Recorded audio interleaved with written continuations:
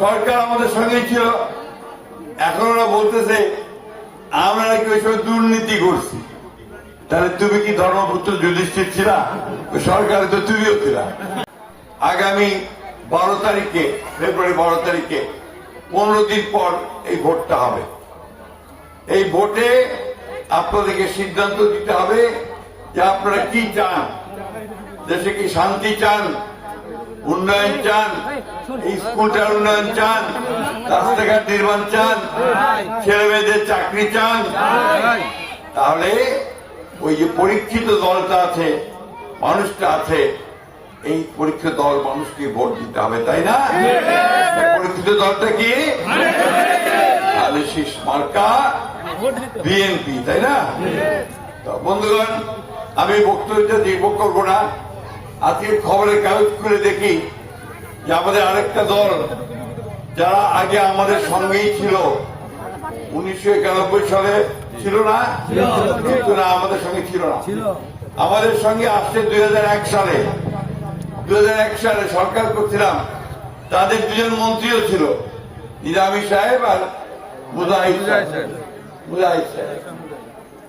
সরকার আমাদের সঙ্গে ছিল, এখন ওরা বলতেছে আমরা নাকি ওই সময় দুর্নীতি করছি।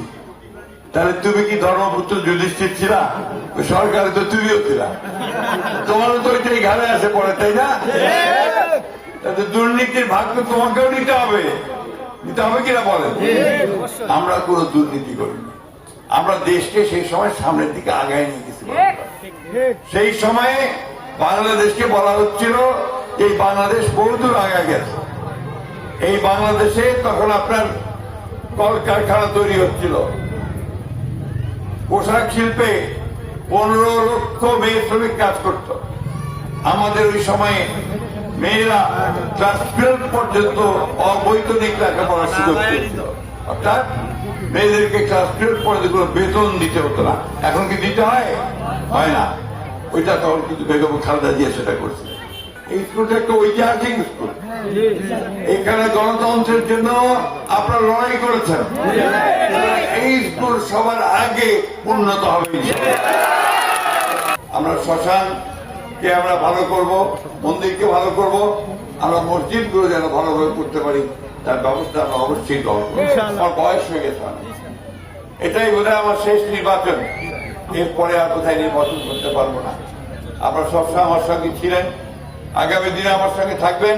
12 তারিখের ভোটে আমাকে আপনারা যদি ধানের শীষে ভোটে নির্বাচিত করতে পারেন, আল্লাহর হুকুমে আমি আপনাদেরকে কথা দিচ্ছি, আমি আপনাদের অসংখ্য কাজগুলো